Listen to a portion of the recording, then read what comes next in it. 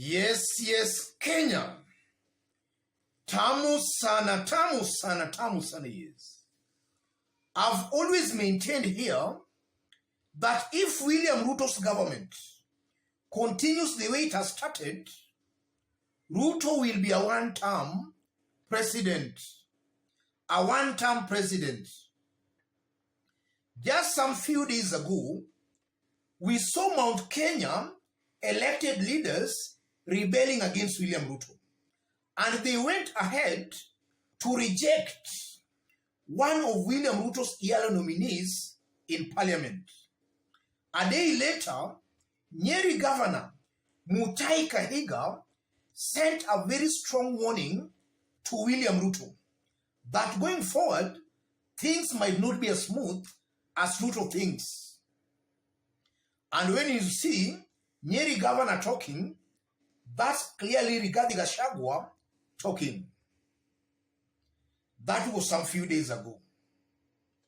Today, members of parliament from Rift Valley and some from Western came out angrily to attack William Ruto's government. Have a look at this video before we continue. Importation of 10 million bags of duty-free maize into the country, given that there is no official gazette notice that has been formally and legally issued.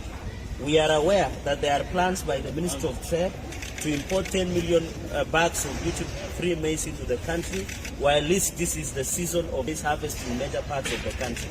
It has never happened before that the maize is imported into the country during harvest season, yet we understand that the local maize production is always our first remedy. As members of parliament from maize-producing region, we seek to know the reason as to why ships are already docking in Mombasa port without the laid down legal procedures in place. An adjournment motion in this afternoon has been sponsored by Honorable Kuria MP Masab, Honorable Kosing, and Honorable Kaikai Bisau in National Assembly, and a statement by Nandi Senator Samson Cherargei in the Senate. We are aware there was no cabinet approval in the importation of duty-free maize into the country. This will undermine the intention of guarantee minimum returns to farmers GMR, which was championed by CS Moses Kuria. The projection of the bumper harvest of maize this season is projected to be 42 million bags, despite the high cost of farm inputs. For example, during planting season, we were buying one bag of fertilizer at 7,000 shillings per bag. High cost of fuel, plowing. In fact, we request that the cost of fertilizer of Kenya shilling 7,000 should match the price of Kenya shilling 7,000 per bag of maize. Yes, that's the kind of parliament Kenyans have been yearning for. And if only they can remain firm and stick to what they are saying without being compromised, Kenyans will be very proud of them. Samson Cherargei, Nandi Senator, is raising very serious issues. Issues I want us to dissect here to see what they mean politically. If you are watching us for the very first time, subscribe, give this video a like. Yes.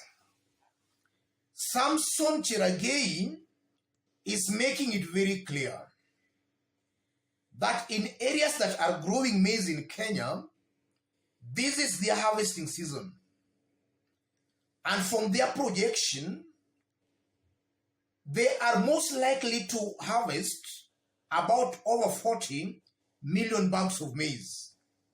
Why is the government in a hurry to import maize into the country, and more so GMO maize? If you tie the dots, you are seeing some corrupt government officials out to do business here. If you tie the dots, you can see that clearly. Secondly, we are also meant to believe and to understand that already maize imports have already landed at the port.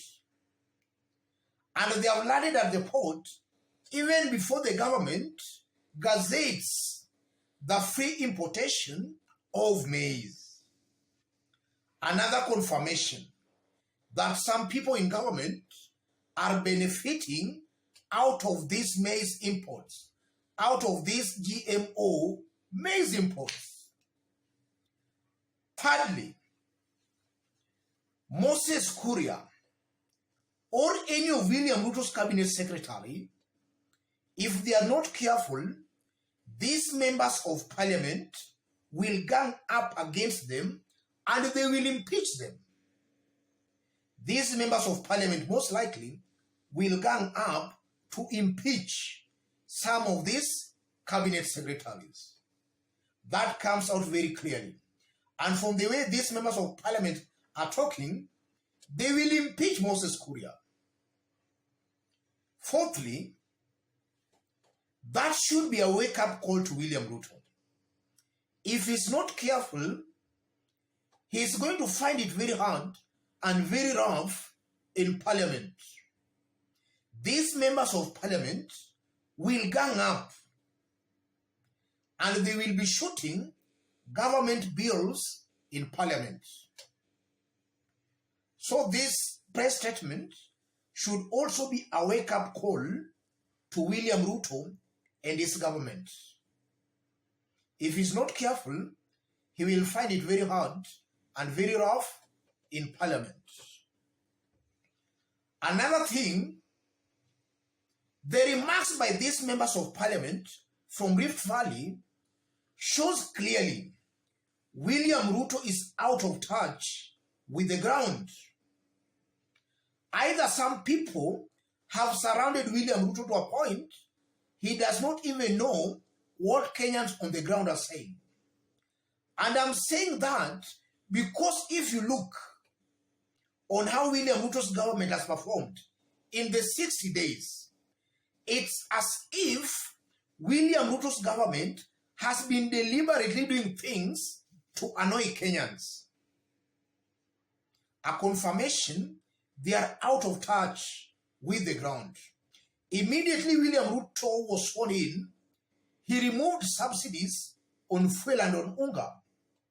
Food prices went up. The same William Ruto did away with Kazim Tani. Yes, Kazim Tani. So many youths and Kenyans were rendered jobless. At the same time, William Ruto has been making it very clear that his government intends on increasing taxes. All these are just things that are injuring the common man. At the same time, William Ruto has increased the size of his government. He has added more principal secretaries. And even departments in government have increased. The burden is the mama mboga, the boda, who will bear that burden. And at the same time, you are seeing life has become very hard for this mama mboga. So I'm seeing a William Ruto who is clearly out of touch with the ground, with the reality. And this is why I've always maintained that if you are to look at things objectively, there is no chance William Ruto, there is no chance William Ruto can even manage to win another election, a re-election, unless maybe he uses other means. But if it's about the people who will go to the ballot to cast their votes, William Ruto will be rejected very badly. From those remarks again, I'm seeing a William Ruto's team, or rather government, that is clearly disorganized. William Ruto is not in control of his members of parliament. A serious rebellion is brewing in William Ruto's government. Just a few days ago, we saw the mountain members of parliament rebelling and warning William Ruto.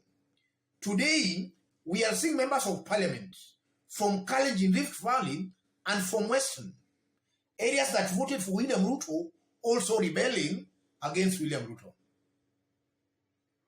So you are seeing clearly that areas that voted for William Ruto are the ones coming out mainly to complain.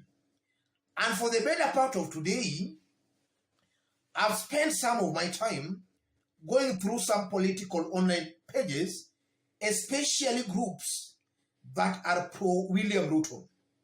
If you look at the comments, Kenyans are giving out. Even Kenyans from Rift Valley, they are not happy with the maize importation. They are not happy with William Ruto. And those are people from Rift Valley. A confirmation that William Ruto is clearly out of touch with the ground. And if he's not careful, even his Rift Valley backyard, Kalenjin's backyard, might reject him. And I saw some of even residents of Rift Valley saying William Ruto is punishing them the way Uhuru Kenyatta punished his people. So William Ruto should not think himself the same fate that befell Uhuru Kenyatta can also befall him. He has to be very careful. This is Kenya in 2022. It's not Kenya of the Moi and the Nyayo. This is Kenya of 2022 heading to 2023. Things are changing every day. As I conclude, ladies and gentlemen, I'm seeing a William Ruto's government that might not go far. If he will be able to finish his first term, he will be a lucky president. Because the kind of a rebellion he's going to face in the coming months and weeks will be too much for him to bear. Because I know as time goes by, life again will be very difficult for even the common man. That will cause serious rebellion. So William Ruto is actually between a hard place and a rock, getting his priorities completely wrong. Another confirmation, William Ruto was not ready to form a government. Let me stop it there, ladies and gentlemen. I've pinned my number on the comment section. If you want to support our channel as always, contact me through the number or be free to send your support to the number. Let's meet in our next analysis.